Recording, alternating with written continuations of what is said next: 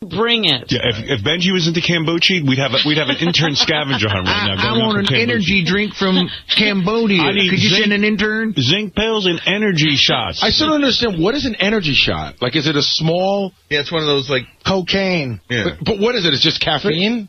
Three of our interns are in Eritrea getting Gambuki. What is it called? All right, thank you very much. Gambuchi.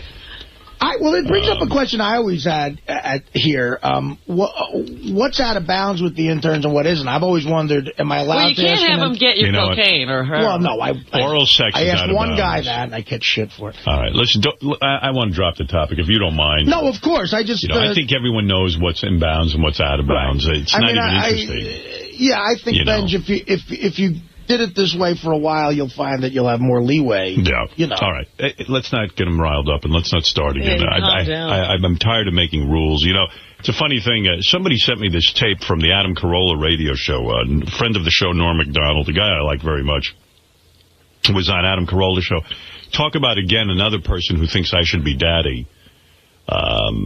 He went on Adam's show and sort of made some comments, and, this is Norm. Maybe he's trying to be funny or something. I don't know. What about me? About Artie, about how I am killing Artie or something. It's like, and I listened to it, and, I respect Norm, and I think Norm's a bright guy. Norm's coming in here in a couple of weeks.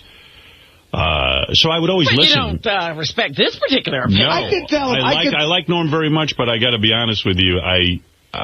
Here, I'll play you the clip. I can tell if he's trying to be funny. I don't think he was really trying to be funny. Well, everybody can tell when he's trying to be funny. Here's Norm. No way. Norm MacDonald talking about how the Stern Show enables Artie. But here it is. I'll play it for you. Norm, what else can we talk about?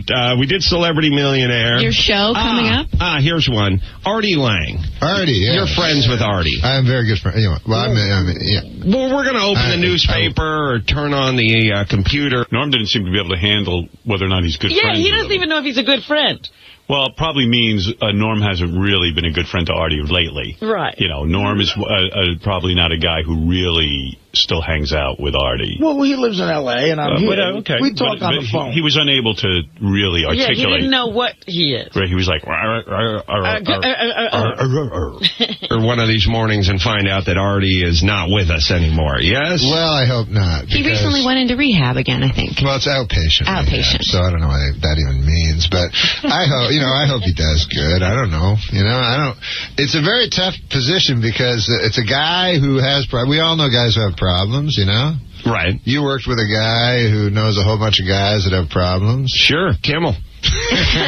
Oh, yeah, Dr. Drew. Yeah, Dr. Drew. Sure. And so it's tough and everything. But anyways, he's in a certain position where it seems like because I went to see his show, his stand-up show. Yeah. People just hand him Jägermeister all the time, drinks.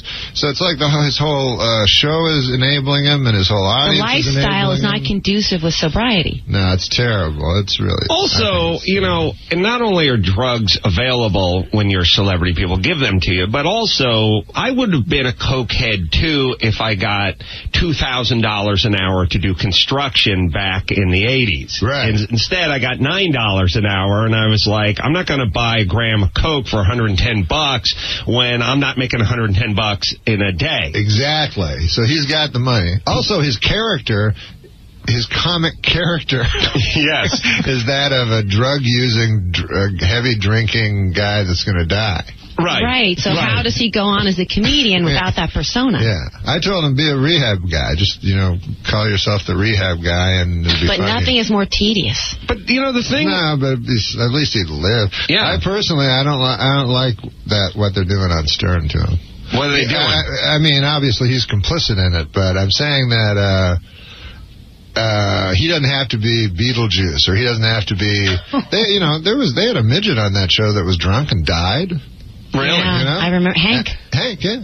And they were telling him, hey, drink more, drink. So you think they're enabling him? Of course they are, yeah. But it's for the good of the show, It's entertaining. I know Howard. I love Howard. A train wreck is entertaining. Yeah. Howard's a fantastic guy. It's going to be awesome when I'm at his wedding in 2 weeks, and he's like... One One of my callers told me what Norm said on the show. I'm enabling Artie. I'm going to go, I didn't say anything. And she's going, yeah, but you laughed and nodded. Yeah. It's going to be that way. He's going to tell you. Well, I guess he is in the outpatient rehab, so maybe they're trying to help. You're going to go, hey, Norm said, yeah. Oh, hell, I sing like a canary. Hey, and guess what he did to his best friend's wife? So anyway, I listened to that, and I said, here's my response to it. And here was most of the response on Stern Fan Network, which somebody sent me a copy of. That Artie is a grown man. Absolutely. Number one. If Norm thinks that I have some sort of weird control over Artie, I don't. And the same way that Norm employed Artie. Let me just finish this. Encouraged Artie to drink or do drugs, though? I don't care if Artie drinks or does drugs in the sense that I need that for my show. Artie was sober. The first 4 years I worked here, I hardly drank. As a matter of fact, I was in a very healthy time for me, and this show had nothing to do with me getting out of that. Artie, I was welcome here every morning. Artie's a funny guy. I don't create a persona for Artie that you'll be the drunken slob on the air who has to take coke. And I didn't create that either, purposely, by the way. Number two, if Norm wants to get down to it, Norm has worked with a lot of people who have died, and he did nothing. And number two, because no one expected him to do anything. Number two, Norm MacDonald, and I'll say this to him when he comes in, and I like Norm, but he's misguided. Also, I will say to Norm that Norm employed Artie. By the way, Artie played him in the movie a drunken, crazy guy, whatever your character was. I wasn't drunken crazy. Yeah, he hired Artie. Artie tried to get coke Artie was fresh out of rehab.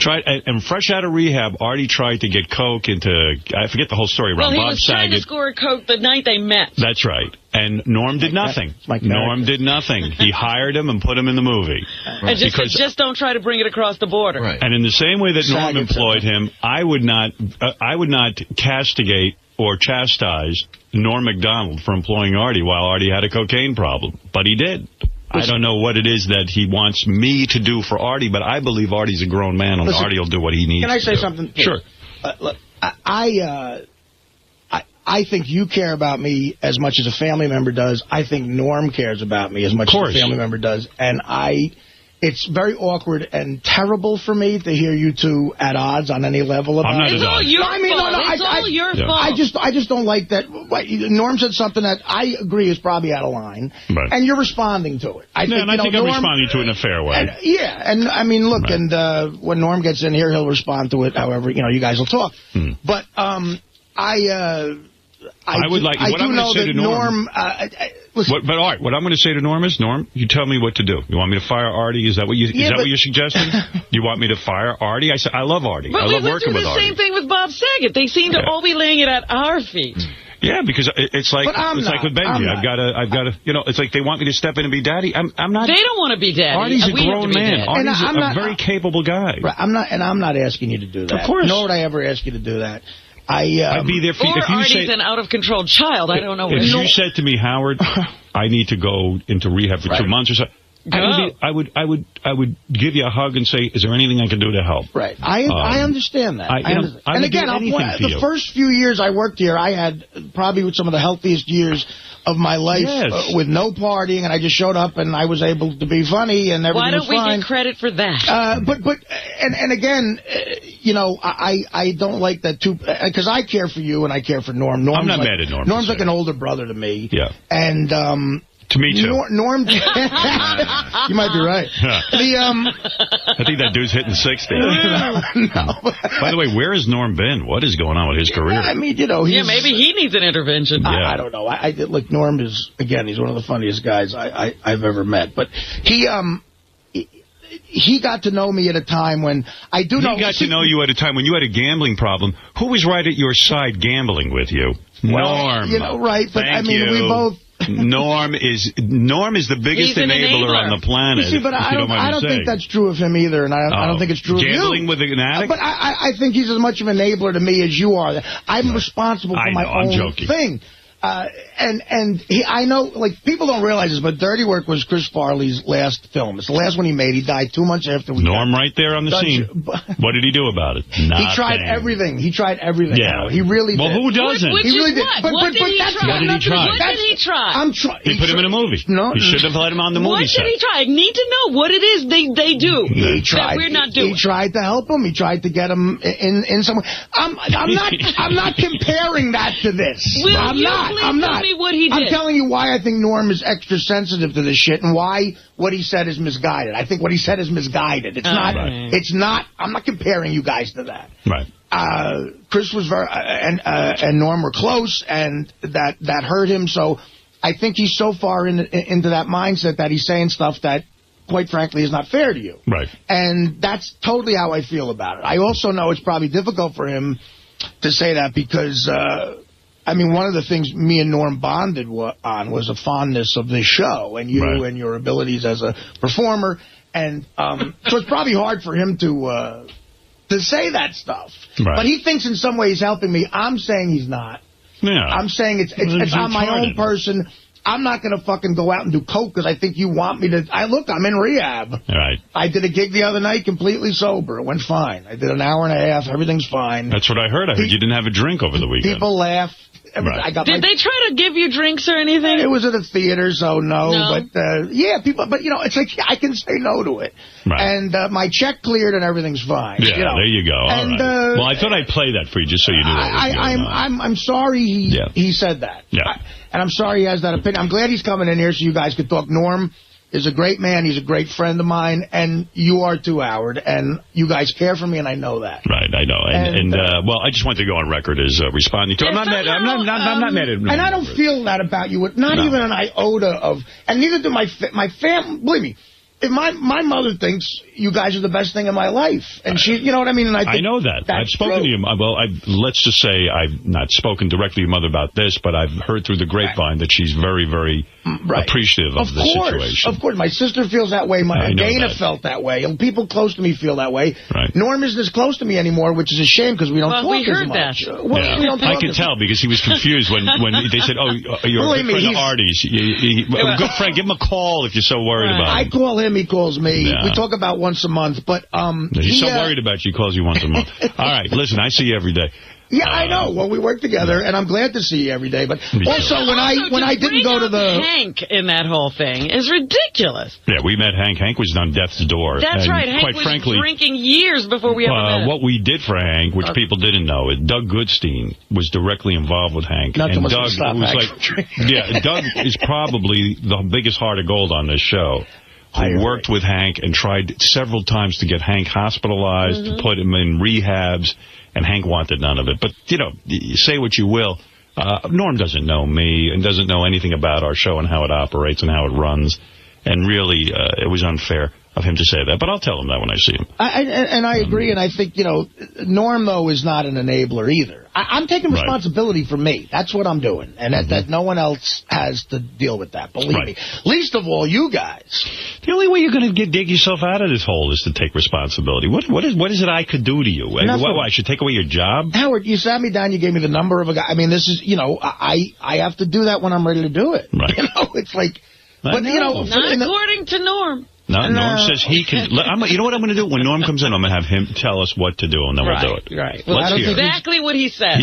Norm, you got... I don't know when you're coming in a couple of weeks. You got a couple of weeks to think about it. Come up with a program, and we'll hear what it is. Can't wait. I don't want anybody coming up with a program for me. My program is I just want to keep working. I have to keep working, and I'm fine working. I'm with you. When I'm working, I'm fine. And Artie, please go out and get drunk tonight, because you're not funny enough, and we need you to get drunk and drunker and drunker. By the way... because you're not being your character. Yeah. I think most people who come up to me seem to enjoy me on the show. They think I'm funny on the show. And I've been drunk on the show 4 times out of 2,000. We all got drunk together. Yeah. And you know what sucks about this business? You know, you get into show business and you hope that you get some attention from people.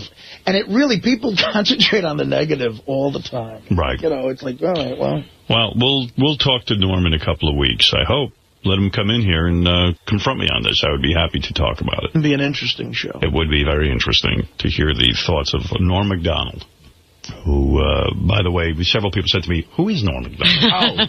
No offense when I brought this up. You see, there's hostility here. I wish. No hostility. I like Norm. Norm knows I like it, and I know who Norm is. I'm a fan of Norm's. You know Norm. I mean, true, the sitcom didn't work out, and got fired off Saturday Night Live, and I'm not sure what he's doing now, but, you know. The sitcom was on for 2.5 years. That bought me a house. The second one was there you go. 6 episodes. There you go. Good for him. Anyway, you loved him on Saturday Night Live. I did. I was a big fan, and I still am. I wish they would do something. You know. Besides, figure out what to do about you. He can't go back to Saturday Night Live? He's got plenty of free time. He could be calling Artie more than once a month if he's so concerned. True. What's he so busy with? Well, I don't need him. What are we, broads? I don't need to talk to him every day. Exactly. He's such a good friend. He's your best friend. He's a good friend. Yes. He is. I know. You're a good friend. Thank you. And you're a good friend. And thank you. Thank you. And Benji, I'm sorry, I haven't changed my mind. You get 2 orders a day. That's it. It's more than enough time. And may I say thank you. Right. Thank you. That was a good Monday morning opener right there. I got so pissed off. I rented some movies this weekend. And, so he just thinks I'm some retard that can't beat a fucking infant.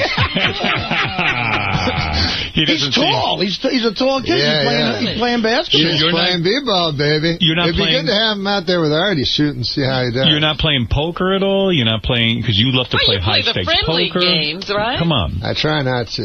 Really? I still play a little poker, I have to admit, but... Did you go to therapy for this? I mean, was there some sort of... No, what do you think, I'm you? I don't do that shit. You don't need to do any of that. You won't talk to anyone, right? You're above that. I don't do that. You're too good for that shit, right, man? Right? Why do you keep putting the phrase in that way? What do you mean? What do you say? What? I said I'm not good enough. Yeah. I'll tell you what, this is what happened with me with the psychiatrist once. I think this is why I don't do it anymore. You did go to a psychiatrist. When I was a young man, I was like 17, or trouble kid, and they sent me to a psychiatrist. Right. And I talked to the guy, and I talked to him twice, right? Right. Next week, he fucking commits suicide. Is that true? So it's in the paper that I'm reading about. The guy's the worst fucking life ever. Like coke and gang. I shouldn't say the worst, but just the worst fucking life. And I felt so bad because here I am yammering to him on his last week of life about, I got my mother. You were labeled as you must have acted out in some way. Did you get arrested? You've gone to psychiatrist. Oh, I'm in there 4 days a week now. Well, what the fuck are you asking me? Why? I'm asking you at 17, what led them to put you in you said you were a troubled child. How old are you? Right now, 54. And you're going to a psychiatrist 4 days a week? 3 days now. 3 days a week? Yeah. I'm 17. I go one fucking time. I'm the guy that's fucked up? All right, listen. You got to give your head a shake. Listen, I was shocked. Hey, what do you think of that, man? I was thinking of using that as my... Tagline? Tagline, yeah. For comedy? I like it. Hey, give your head a shake. Like the guy who says hamburger at the end? You know that? There's a guy... funniest motherfucker ever. No. There's a black guy. His entire act, at the end, he goes, hamburger. You don't miss the movies. You don't miss Saturday Night Live. You do miss Saturday Night Live, yeah. You do? Yeah, I love this. Chevy Chase was in here recently. He didn't say it on my show, but I read it somewhere. He said the only guy who ever did the news right since I left was Norm MacDonald. Did you know really? That? Did you know he said that? Yeah, I heard that. Oh, you did hear that? Yeah, I heard that. I heard you have that framed on your wall. Is that true? No, it is not true. Okay. You don't give a fuck what anyone says. Chevy Chase didn't remember me. No, are you kidding? I swear to God. We shot pool and shit. I know. Well, I mean, listen. He remembered you. He didn't remember Chevy remembers you. He doesn't remember working with Artie. No. He got up and he said, nice to meet you. Artie said, we worked together. He goes, really? When? Yeah, what film? What film was that? The midget film? I said, Dirty Work. You know what happened with Chevy when he was on? Because he was having trouble with you, because you would phone him and wake him up and all that shit. We were not friends back then. Yeah. Right. So I told him, I said, Chevy, fucking phone Howard, and just, if you like him, he'll like you, it's over. That's it. And now we're friends. We're the best of friends now. That's how it works. That's good. So anyway, I was shocked. Because remember he said he was at a Yankees game, and a guy came up and called his daughter a cunt. That's right. Yeah, actually, he spoke about you quite a bit there. Yeah. Right, I'm sure. Listen to me, Norm. You don't age, man. You look good. I look good? Thank you. And you look good. Thanks, pal. Yeah, you look real good. Man. You put on a little weight, but it looks good on you. You work it out? No, it's just fat. You're fat now? Well, it's like, but it's proportioned. No, I got abs and shit. Listen, I always talk about Norm being a good-looking guy. He always got he's quietly going back. He scored some big ones. Who else to worry about diseases and things like that, right? I mean, you're pretty careful. You wear rubber when you're with the women, or do you go wild and just say, fuck it, I'm gonna have sex without a rubber? Do you ever, what do you do? When I'm making love to do you ever yell out hamburger? After he comes, he says hamburger. Hamburger. Well, seriously, how is your sex life, by the way? Because you're single now a long time. We don't see you in the tabloids. We don't see you with any broads, any women, nothing. Are you into a commitment? Are you into any kind of committed relationship? No. Nothing. Those days are over. Mostly I just whack off. You whack off mostly? Almost only, yeah. You don't go out on dates? No, I much prefer whacking off. See, I always thought you'd be the kind of guy, because you like to be home, you're a recluse. He'd get a wife or something. Not a wife, maybe a tight girlfriend, someone The whacking off's better. Yeah? You really feel that way? Yeah, because my imagination's better than any fucking reality. Are you being serious with me? I'm being dead serious. When's the last time you had a girlfriend? I don't think I've ever had a girlfriend. I had a wife. I guess she was my girlfriend before I married. Right, and after the wife, that was it? That was it. You realized I'm a different guy than I thought I was. I'm really a loner. Yeah. You're a loner. Yeah. Do you get lonely? No.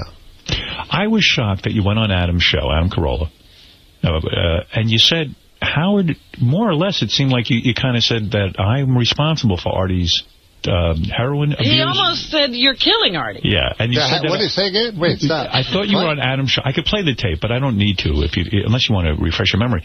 They played me the tape. You kind of said Howard is the cause, and that on Adam Carolla's show. You said I was talking about Artie. I brought up Artie. Yeah, you brought up Artie. I didn't. He did. He did. Out of the blue. But I somehow got slammed, and you said, I was shocked to hear this, that you felt that I was somehow enabling, and you even said that I killed Hank the Angry Dwarf, where I was sitting to Doug Goodstein. Why don't you come in and talk about how many times we had him committed? You know what? You're right. You're right. I did say that. Yeah. And I apologize for that, because that's not true. That's a terrible thing I said. I felt horrible that you would say that about me. No, I do remember saying... Were you joking or what? No, I wasn't joking. But you believed it at the time. No, the Hank the Angry Dwarf thing, I don't believe. I don't know. I don't know why I said that. That was wrong of me, because first of all, I didn't know shit. Right. About what I was talking about anyways. Right. But no, the Artie thing... Explain it to me, because if there's something I could be doing, I want to know what I can do. Maybe you got information. I'm not Dr. Drew, I don't know. But you seem to know that day. Yeah, you were very full of yourself. Well, sometimes you're on the fucking radio and you say stuff. You guys know I'm sitting here. No, but I take this. Artie, pretend you're not here for a minute. Eat something. All right. I love It's funny Artie. you think it's your problem, not Artie's problem. Well, this is what you said. No. Do you want me to play what you said? Yeah, I'd love to. Really? Listen to it, because I really want an explanation of this. It was very hurtful, and it even got me thinking. I said, Norm's a bright guy. I like you.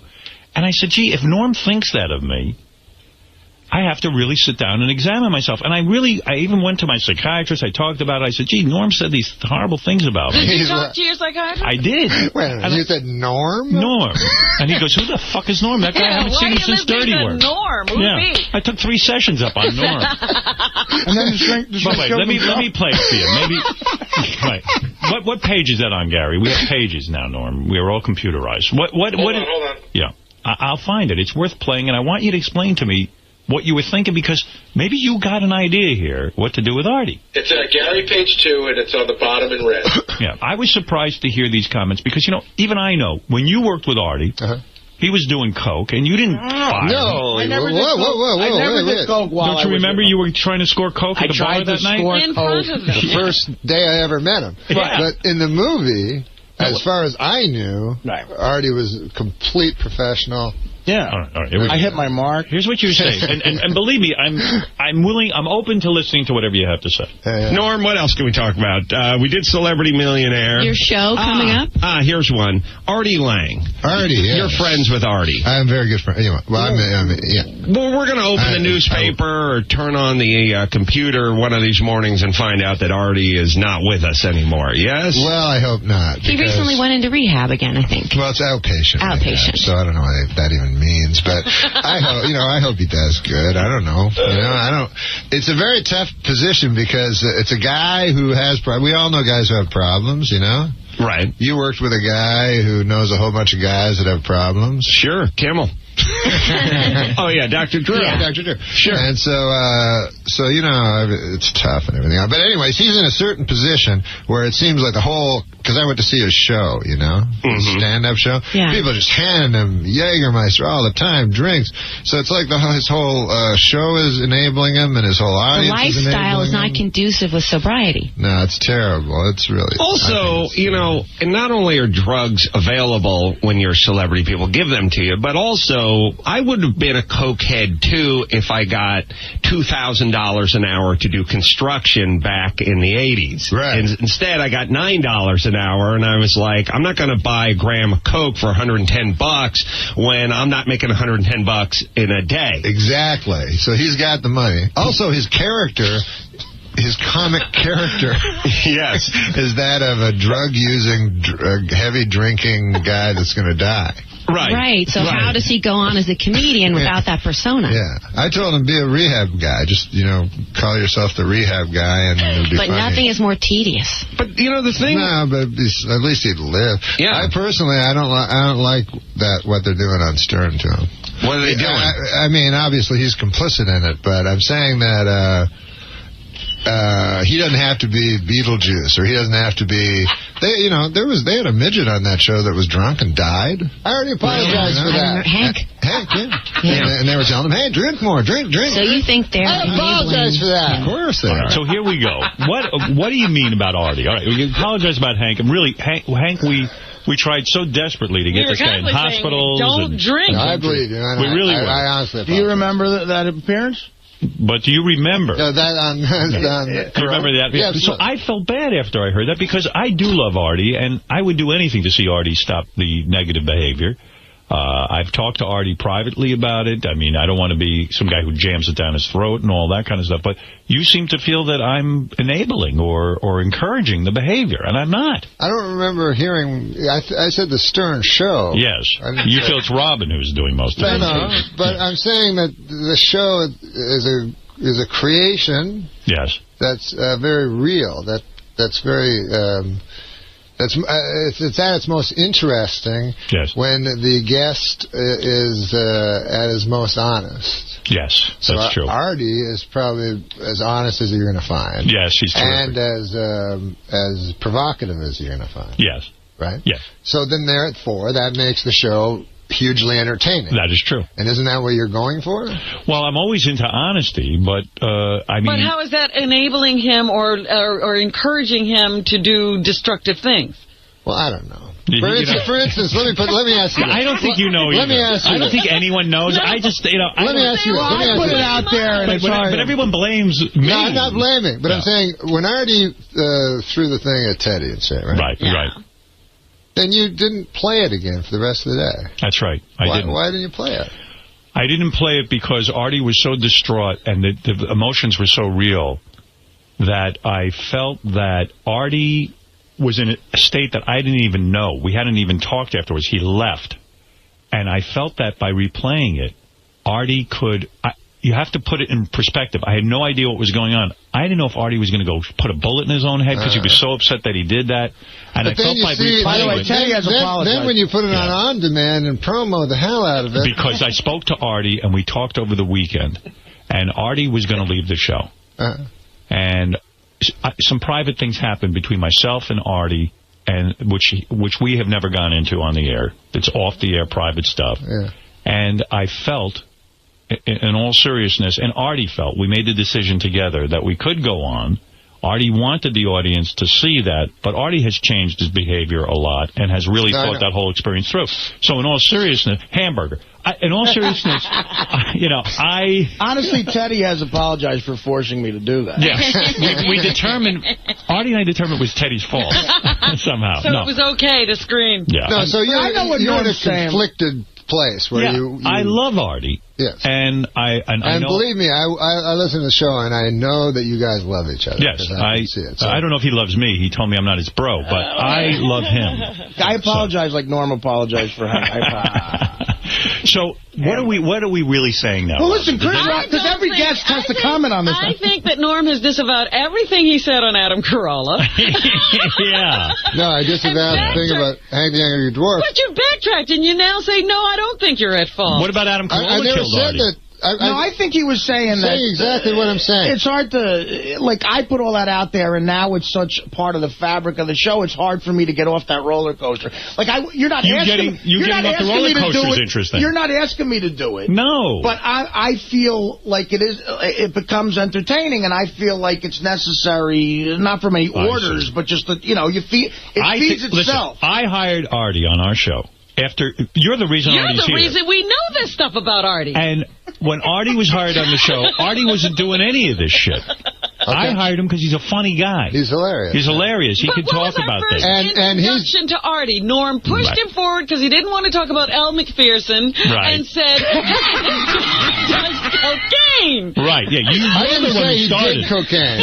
I didn't say he did cocaine at the time. This was the thing in the past. But if Artie had been backstage on coke, I would have brought him out and go, hey, look, Artie's on coke. It had happened 2 weeks before. So in other words, after this 10 minutes has gone by of this discussion about Artie, no one knows anything, right? We don't know what to do. You don't know what to do. No one has anything. Well, I guess no one really knows what to do. No. I mean, but I don't know. I said things probably emotionally on that. Well, you worried about it. I was very emotional at this fucking roast that I had to do. Oh, yeah. Because Artie, I thought he was dead. I didn't fucking know. I thought they were telling us, I thought they wanted to do their roast so bad that they weren't going to tell us a guy was dead. That's what I thought. It's just believable. Yeah. Well, you know what? The show does have to go on, Norm. You know that. That's not what I've heard. Yeah. I felt bad. I've heard the show doesn't necessarily have to go on. That's in Canada. Oh. That's why show business in Canada is going nowhere. The show doesn't go on over there. Everything upsets them. So I think me and Saget were talking a lot, and we got very depressed that night after the roast. I see, okay. And we talked about Artie a lot, and and then I never expected Adam to bring that up. I should have phoned you guys. I should have phoned Artie. You shouldn't fucking say things about... No, I just was concerned that you thought that of me. Norm MacDonald has agreed to go to Caroline's on Broadway in Manhattan tonight through Saturday. Yeah. This is you're upset about the Carolines? Huh? You like going to Carolines, or you're upset about it? You don't even really want to go to Carolines, do you? You're not that thrilled. No, what are you fucking talking about? Is it good money? This is what happened. No, go ahead. I took the red eye last night. Yes. I just got in, right? Just now. Just now, yeah. Right. But I took a sleeping pill so I could sleep on the plane. What the fuck is she doing, a Sudoku or something? She prepares the news. She just does that? Yeah. I'm listening to you. You were on the plane. You were asleep on the plane. No, I wasn't asleep. I took a sleeping pill and did not go to sleep. Oh. Did not fall asleep. So you messed up the dishwasher. I loved it. Yeah. But the pay was shitty. The pay is shit, but somehow I always had money. I don't know why. You yearn for those days. I don't got no money now. All right, Ralph, you're first up in Jersey. Go ahead. Ralph. Norm. How you doing, baby? Good, man. Hey, first of all, Norm's a great stand-up. I highly recommend his show. I've gone a couple of times. It's really good. All right. And I'm not going to repeat anything that Norm and we've talked off the air about Artie, and I don't think you're being 100% honest there, Norm. I think that there's some things you said. I don't think that you're saying that Howard's responsible for Artie's behavior, but the show just encourages it. Yeah. Well, that's what he just said. And there's no, and then there's no consequences, and that's where I think so. Like Artie falls asleep. What job could you fall asleep at? Well, Ralph brings up a good point, because every guest has to talk about this now, I think. Chris Rock said that, Howard should fire me. That's what he said. It is because if I didn't have money, I wouldn't be able to. Well, if you weren't so funny, you would be fired. Well, I mean, that's the bottom line. Do you recommend that I fire Artie? But get away with it because you're so funny. But if Chris Rock said that, he's incorrect. That's not the right move. If there is a job that you can fall asleep at. Sure. Because Artie falls asleep. That's right. Guy's sitting right there. Let's go to Debbie. Debbie needs to speak to you, Norm. Well, listen, Howard, yes. How could the movie be a failure if you returned $90 million? That wasn't logical, what I just said. Ralph, go ahead. So, I'm at dinner with Norm once, or lunch or something. We're at a big table, like all these people sitting around, and Norm puts his hand on my leg, not rubbing my leg or anything, just puts his hand on my leg. And I don't know, like, it was weird, but, you know, Norm's a weird guy. I don't know, like, maybe he was fucked up. I don't know. His hand was just, like, on my leg. You didn't knock it away, did you? And then 5 minutes later, Norm goes, hey, you know, Ralph is a fag. I've had my hand on his leg, and he hasn't moved. That's how I test people. You test them. So you believe Ralph is gay? I test people to find out if they're fags, and that's one of my tests. Can you imagine letting a fucking dude grab your leg for 5 minutes? You mean Ralph didn't say anything? Not a fucking word. Ralph, you're gay. Aren't you the fag for grabbing my leg? No, he's testing you. Norm, you are a genius. I really mean that. You might be the greatest genius of all time. You were the only one who figured out that Ralph really is gay. Why wouldn't you make Ralph? Why wouldn't you make Norm remove his hand? Yeah, say, what are you doing? What? I don't know. I found it funny. I didn't know. And if he grabbed your cock, would that have been funny? I've been giving Ralph a hand job for 20 minutes. That was later. Norm, you are a genius. He laughed. I love that. Norm blew me, too, but I like how it becomes the other guy now. Let's go to... Do you miss the days of the sitcom? Do you miss that kind of money, that action? I mean, that was tremendous. I mean, you didn't have to do a whole lot, and you got a lot of money, right? You got to do it. That's a misconception. If you're the star of the show, there's a lot for you to do. As a supporting actor on a sitcom is literally stealing money. You were stealing money. Yes, but he had a lot. Do you miss the sitcom at all? Had a good job. Did you miss the pay? Do you miss the going to the studio? It's exciting, right? You don't miss it. No, I don't miss it. I miss the people. It sounds like faggot. But I love Artie, I love Laurie Metcalf, and I love Max Wright. So, right. You don't call Artie that much, do you? Well, I'd say about once a month. Once a month you guys speak on the phone? It's not awkward? We try to talk. Is it uncomfortable speaking to Artie now? No, I wouldn't say it's uncomfortable. Sometimes you have to, be careful, what you say. Like, really? He gets touchy, right? No, I'm saying the same way that Letterman doesn't want to talk to you. Oh, I see. Yeah, you got 4 hours to fill, so you got to sometimes be careful. I see. Really? Even though I have probably nothing of scandal. I can't imagine what those conversations are. I just can't. Unbelievable. Well, look, you've done it all. You know MacDonald. What's the plan for the rest of the day? That's when you have nothing to say. You're going to do the show. You've done it all. Norm MacDonald. That's my name. That's when you know the interview's coming to a halt. So what else? No, what is the game plan? It says here you're Norm MacDonald. What is the game plan for the rest of the day? You're going to do some shows at Sirius. Yeah. After you're done with those shows, you're going to take... You're going to take a nap. I don't think I can take a nap. My hotel room's not ready. They said till 4 or 5. You couldn't get the room the day before, and so I should have. Yeah. That might have worked out better for you. Well, let me ask you, Artie. I was trying to get into it. I didn't want to come right out and say it, but did Norm realize when he hired Artie that he was going to get himself a guy that was going to give him a run for his degenerate money? You know what I mean? Like it's almost like, you're in rehab and you start dating a girl whose father's a coke dealer. Like, Artie wants to just do everything Norm does times 10. Well, who do you think the bigger gambler is, Artie or Norm? Norm. Yeah, I think so, too. I think Norm's got more to play with. Well, wait. Do you mean more amount or more percentage of what they own? Both. Yeah. Oh, really? You disagree? I would think that at the time Artie might have been more of a larger percentage of his money he might have been gambling with.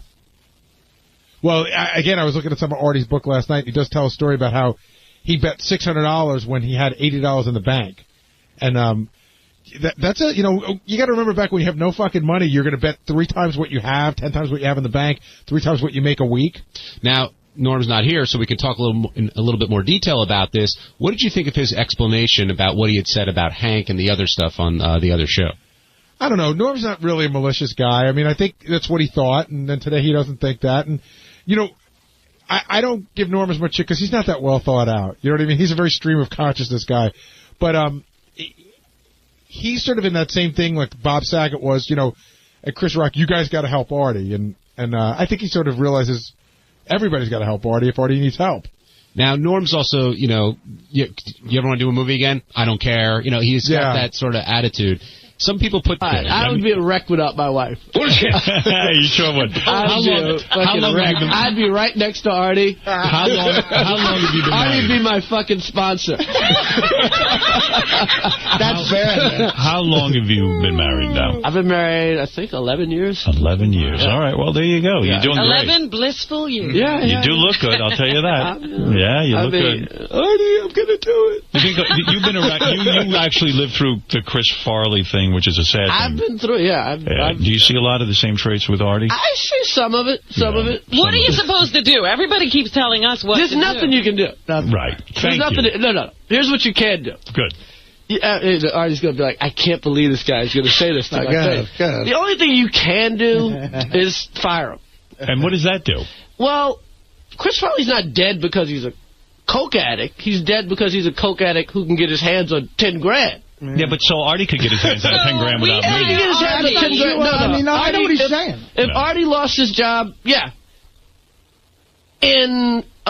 he was really fucked up, he'd be broke in 3 months. Yeah. Right. But I know what he's saying. I mean, listen, my therapist, who I love, is so it's is my saying fault? That. No, he's just he's not. And when I look at Chris Farley, the people I'm really mad with, that still I'll never forgive, are the ones that fucking just got him together. It's one thing to get a guy sober for himself, but there was so many people in Farley's life that literally just got him sober enough to work and make money for them. Right. And that's why he's dead. Name them. I'm not going to name them. But I don't understand something. So it's like, we got to get him ready for... And it's like, he got out of rehab on Wednesday and he's doing a movie on Monday. Right. But let me understand something. So it's their fault that he died? It's not their fault, but they are... They're I'm not even going to say enablers. What's the word when your friend murders somebody? Accessory to the fact. They're definitely accessories. Wow. So, I mean, I know for a fact, I work with Artie. Because you just wanted to work, I love working with Artie, and we have a great time together. You guys have a great... So you're telling me I should fire Artie? I got a question. Chris, could I have a ride home? I'm just saying... I have a question. No, I know what he's saying, and I don't blame him. Artie has never... We go through this all the time. Artie has never fucked up to the point he's fireable. Well, I miss days. I mean, no, come on. But everybody misses a day here and there. You've never been consistently... Okay, so you call never yourself... got to the warning track. You're a functional drug addict. Well, that's what it is. Except that I missed a week. I have friends that have been on crack for 20 years. I'm not on crack. 30 years. Right. But heroin's worse. That are like electricians and sheet metal and like... Pilots. I mean, they live with their mothers and stuff like that. Right. But they're able to... But they actually make it to the job long enough. And I know a cop who's been,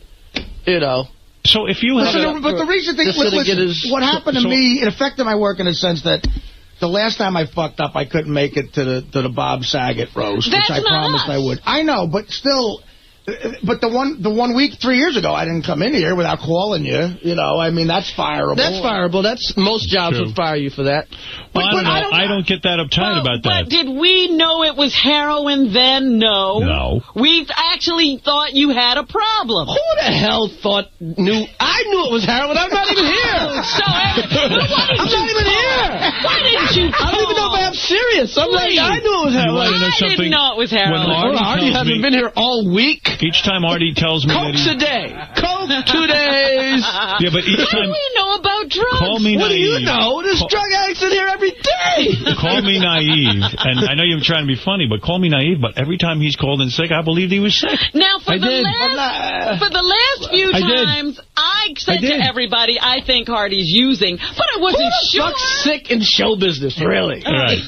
Really? How sick are you in show business? You never had a cold or a radio show? I was sick when I was a longshoreman. Yeah, exactly. I was sick when I worked at Red Lobster. All right, so Artie, what you're saying is if you ever call in sick again, you're on heroin. No, I can't say that, but you could assume it. I wouldn't be mad if you assumed it. I don't mean to make this all about Artie. No, I know, but listen, I'm not mad that he's saying that. As a matter of fact, and I don't think you should fire me, but I don't know what to do. Don't fire him. You don't know what to do. Well, when you talk about Farley, you used to say... I love Farley. I know you did, and I thought he was great. But the thing is, I didn't know the guy. But you used to be... The funniest sketch I ever saw the guy do was when he was the Chippendales dancer. And you hate that sketch. You said it was they were using him. I don't see that. Here's the thing. The sketch is funny. I'm not going to sit here and say Farley dancing as a Chippendale dancer isn't funny. Yeah. But at the end of the sketch, the guy comes up to Farley and goes, you're fat and disgusting and blah, blah. So it's Farley standing next to Patrick Swayze. Well, guess what? If the guy goes to Patrick Swayze and goes, you're just not our type. We like our dancers to be more like so-and-so here. It's still funny. Right. And Farley feels better about himself. But this guy's fat, he's naked, he's standing there, and he just danced for you. Right. He's fucking fat. He's dancing. He damn near has a heart attack. Let him win the fucking thing. Well, you know what, though? It's like when they would write me a slave sketch, I go, yeah, I'll do the slave sketch if the slave fucking rules the world at the end of the fucking sketch. Well, this is why... Give you your dignity is what you're saying. But this is great, though, because I do want to talk to Chris about this. But you're saying it hurts Farley's feelings? I'm saying Farley had a thing. A lot of Farley's problems were connected to the fact that he really felt... You know, and guess what? All of us, every guy in here that comes into money and whatever, and that didn't get laid in high school or whatever, you know, he felt ugly. He didn't feel attractive. He didn't feel like people really wanted to be around him. And that sketch kind of fed into that shit. All right, fair enough. Can I just say one thing about the sketch? I know the sketch. Funny motherfucker. I know the guy who wrote the sketch, Jim Downey, who you know. Right. So Downey is a friend of mine because I met him doing a movie with him. And he's a real bright guy. And, of course, Chris is one of the funniest minds ever. But he told me about that, and he said people would say exactly what you said. It should have ended. And he said the reason the sketch is unique is that everybody thinks, okay, they're going to give it to the fat guy.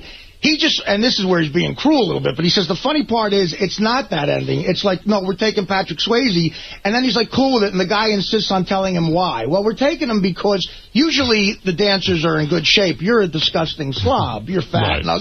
I don't know. Comedians, which is all well and good if you're in a fat suit or something. Jackie Gleason. But due to a fucking living person, right? I know, sucks. Man. I mean, there are a lot of guys who did. True. Chris Farley did physical humor. And the fact that his fatness was an asset, in a sense, in doing his physical humor. Chris is saying leave it at that. You don't have to have the ending. I like Danny DeVito. Right. You know why I like Danny DeVito? They never mention he's short in any fucking movie. Not even twins. He's like, fuck you. Right. I'll do your movie. But Danny, take this short shit out. Danny was the piece of shit left over from Arnold Schwarzenegger in the movie Twins, and it's hysterical. And I'm sure Danny has those feelings inside of himself, but that's not the reason. Yeah, but what they do when... You know, there's some decent Danny DeVito movies, and he's funny in Taxi. Right. There's 800 things to make fun. Why go to the obvious last thing? Right, fair enough. But guess what? You're on late radio. What do? 6 hours a day? Yes. Of course you think, go to the obvious thing. You got all this time to fill. But if you had one fucking hour a week... You could do better. You would never go there. And you had 2 weeks to write. Right. You would never go there. I would go there. Look, I don't care. I don't give a shit about anything. The ugly girl doesn't want to play the ugly girl and have her looks maligned. But I was that guy on the show every now and then. All the time. Yeah, every now and then I would just like pull a sketch. You can't give that to her. It says here you have... Are you fucking crazy? Yeah. It says here you have... So does Chris have that vibe with Howard, but he has it with Artie as well. First thing he says when he walks in is, hey, I got an Artie show. So clearly he knows what's been going on. But what did you think of his take on what to do with Artie? And he talked about it with Farley a little bit and going down that path. Is it a situation where everyone else knows better, yet who's gonna do what?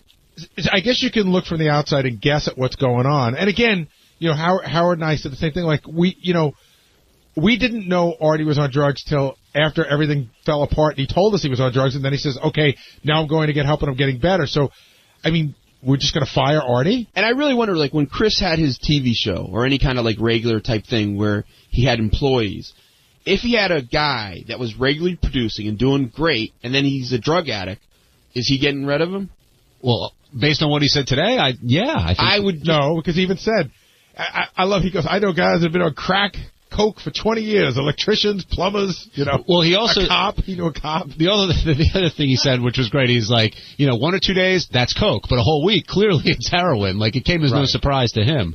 But Artie rolled with that as well. Now, let's talk about how Chris gets under Howard's skin. I mean, did you book him knowing that the wedding was coming sometime soon, or that just happened to work out? They call up, and this is what I didn't even have to call them. They call up, and they go, Chris's HBO special is, this Sunday night, so can we book him a couple of days before? So I don't put 2 and 2 together with the wedding. Even when Chris came in this morning, I do remember his infamous line, can't believe you're going back to Shawshank, when Howard said he was getting married again. But I didn't book him, to tweak Howard. I probably didn't even see it coming that much. I figured he'd crack a joke or two and it'd be done. He was definitely getting under Howard's skin. But the great part about it was it gave Howard the chance to sort of reflect and say he's a different guy, because he was that guy. Howard was Chris Rock. 5 years ago, Howard was Chris Rock. You're stupid if you get married. Don't ever fucking do it again. Don't go back to Shawshank. And Howard started that by basically saying, well, I would have invited you to my wedding, but your wife would never have come. And then he talked about how he was worried that Chris would just goof on him the whole time. Yeah, I think the biggest issue is that Howard loves Chris. He doesn't see him socially. Most of the people that are coming to the wedding are people that Howard knows. But we were talking about, as soon as we went to commercial break, we started having that conversation some more, and I was reminding Howard that not only did he laugh at my wedding, he laughed at every wedding of every guy that he'd ever been at. Every wedding that he'd ever gone to, if people had been here, he laughed at those people. And the legendary one was he went to Donald Trump's wedding, and Trump talked about this on our show.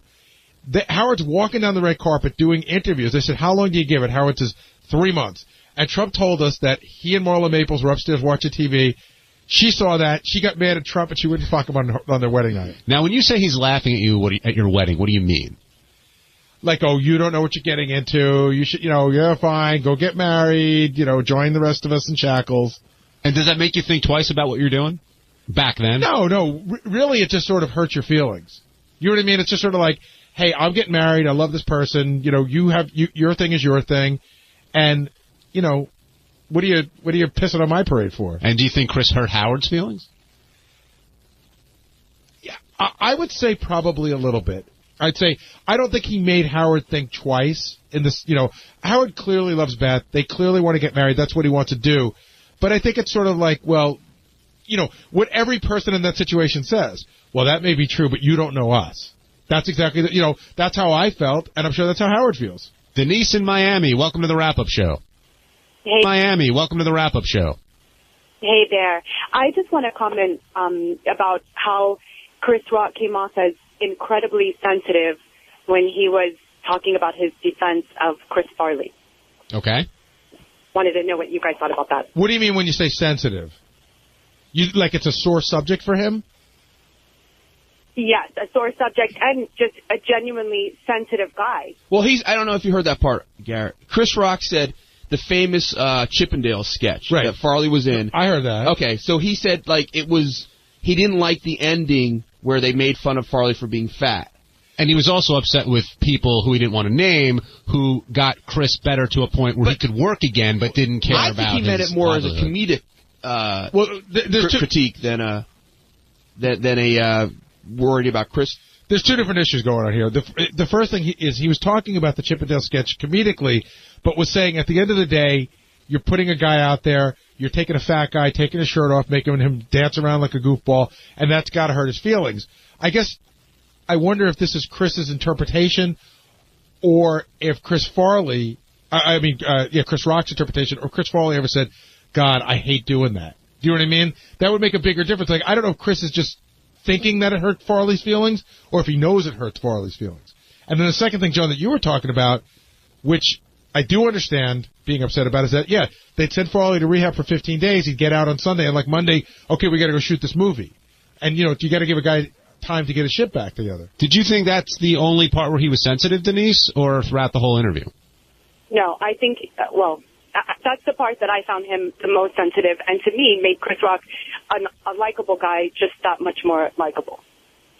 Well, yeah, I mean, it definitely shows a different side of him, and that's what's so great about Chris. He can move in 3 seconds from doing that rap to immediately just cutting you apart. I thought he was real sensitive about the pussies, like ATM line.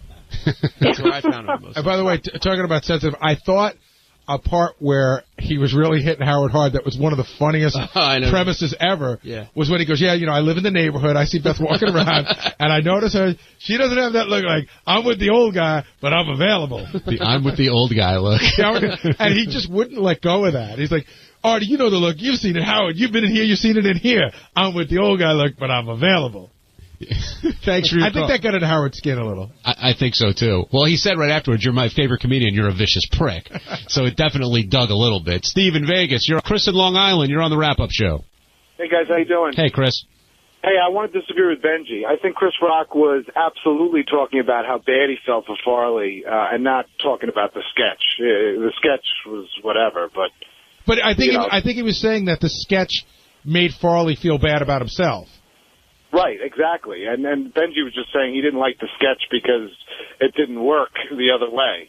I thought, maybe I'm wrong, but I thought he was saying, which Artie was saying, it was the opposite based on what the writer said, that Chris was just saying that's the obvious. It was kind of like a black guy doing a stereotypical, like a blackface character or something. Yeah, Chris had so many great lines this morning. He's like, He's awesome. He goes, sure, you want me to play the slave? I'll play the slave on a slave ship as long as at the end of the sketch, I rule the world. You know what I mean? Like, he always wants to have the upper hand. He had so many good lines, and when Sal came in, though, he just looked like such a dick. Again, I mean, he is such a racist.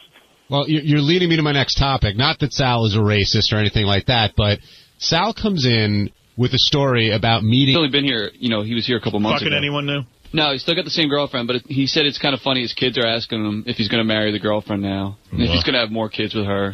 Oh, that'll freak him out. He was just telling me that he still goes through the weird thing where he goes to the restaurant, sometimes they don't know if it's his daughter, and that's always creepy. And then sometimes he said when they think it's his daughter, they'll say, yeah, and then they'll start making out. Yeah, I get nervous, too. Like, Beth and I took the kids to lunch the other day, and the waiter said to me, oh, your whole family's here. Now, I'm thinking to myself, is he thinking she's one of my daughters, or does he think this is my girlfriend? Right, and I go, oh, I hope he doesn't say anything like, all your girls are so beautiful. But he didn't. Well, Bob was talking about how weird it is. I said he's going to end up in that. There's a column in National Enquirer where they do daughter or girlfriend. Right. It's a game now. And I got to tell you, I always lose. Yeah, me too. I go, that's got to be Billy Joel's daughter. Hey, I must look young because I'm telling you, I went with my daughter to a museum and they asked if we were both students. So I don't give a shit. They thought you had gone back to school after you retired. After I retired from working. Howard, you look phenomenal. You don't look like a student. You look phenomenal. The woman looked up and said, are you both students? And I once took my daughter Deborah on vacation with me, and she was about 19 at the time. And we went and we're sitting and eating dinner, and the waitress came up and said, oh, romantic evening for the two of you. And my daughter threw up. And said, that's disgusting, and you go explain to the waitress that I'm your daughter. Well, I don't know why, but a while ago I was with somebody, and they said to me, how old is Howard? Uh-oh. This is going to depress me. Go ahead. And I said, your age. Yeah. And then they said, and how old is Beth? Right. And I said, I don't really know, but I think... 34. I remembered that there was a 19-year age gap, and so then I was like, I guess she's 34. Right. And they said, well... Howard looks about in his 30s. He did say that. Thank and he God. Said, all right. I said, so then they're a perfect match. Right. But then he looked at me and he said, so are you going to go run around with a 20-year-old? So that's a compliment to you. You should, believe me. You look good. Hey, a compliment to you. You should, believe me. You look good. Hey, recently I got carded at an R-rated movie. I told you, I go to this one liquor store, and they always card me. Do they really? And every time when the girl, I'm telling you, your address. When the girl looks at the date of birth, she's like, what? And I'm like, geez, you're really making my day. Because she doesn't believe the date of birth. You do look young. You don't have any wrinkles, that's why. Well, it's the Botox. Yeah. The other thing Where is Bob Saget? That's it. That's the whole. That was Will's entire. Yeah, that he has kids and he has. That's one other thing in the notes I thought was interesting. I guess he commented for whatever reason. It said that he thought that Artie's heroin use was, and the word was retarded. It is. Artie thinks that. I'm gonna get Bob. Maybe we'll do an intervention. But when was it? Well, yeah, I mean that's when is it not retarded to do heroin? Artie knows that. Artie knows it's retarded. Just, it's the only retarded Bob, Artie knows it's retarded. Bob, you talking behind my back? I can't believe you're talking behind Artie. Right now, are you?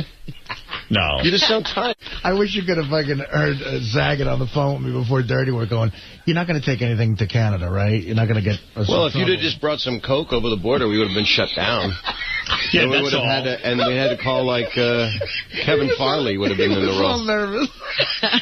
I don't blame him. You're not going to smuggle anything. I'm like, of course not. Oh, he's not cool because of course he's No. I felt for him. Who knows with you? I felt for him is the point. Right. You didn't feel for me. Norm and I hung out with you. When Norm MacDonald and I went to play pool with you one night, he said he's totally clean. We go to some place at Fairfax and Santa Monica upstairs. We're shooting pool. He's got some little Latino guy bringing him shots of scotch, and he's going in the back with this guy, and we know he's doing coke, and Norm goes, he doesn't look clean to me. I wasn't doing coke.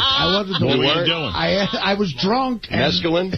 Well, this is right after the audition. It was literally that day. And didn't you say to him in the audition, can you not do drugs, please? Do you have any other skills, any hobbies? I got drunk on my ass. I got drunk on my ass when we were shooting pool, and I asked the kid for coke. And I got the kid's number. He said, but I can get you some. And the next morning I woke up in the hotel hungover, and I threw it out. I'm like, what am I doing? And you pretended you were clean still. We didn't even, you acted like none of that happened. I was clean the whole fucking time. You were. You were actually pretty good, except for that night that they all went to the strip club. Yeah, that was bad. That was really bad. What happened then? It was, how are you? Hi. Right out of the box. We might as well hear it all. Yeah, right? What did he do? Well, it was, a couple of the guys started hanging out, and the wonderful Chris Farley and Norm MacDonald all went to the strip club. Yeah. I know, right? Farley. There was 2 months before Farley died. They were all practicing on how to fill their lungs with fluid that day. Did you do coke with Farley? No. But he had one of those handlers with him. Brill Stingray gave him a handler who was so easy to duck. I mean, the guy was just like, look, I don't know if it came right from the management company. Well, I don't know, but the guy, the guy was the kind of guy you could go, look, there's a bird. And we all went to the strip club, and Farley had strippers hanging off his arms, and they were all into them. And were you in the special room? We went in that back room. The brass rail. And the whore room? Yeah. The brass rail was called, and I was with a major Buffalo Bill at the time. I won't say his name, but I was a sport fan. I was happy to meet him.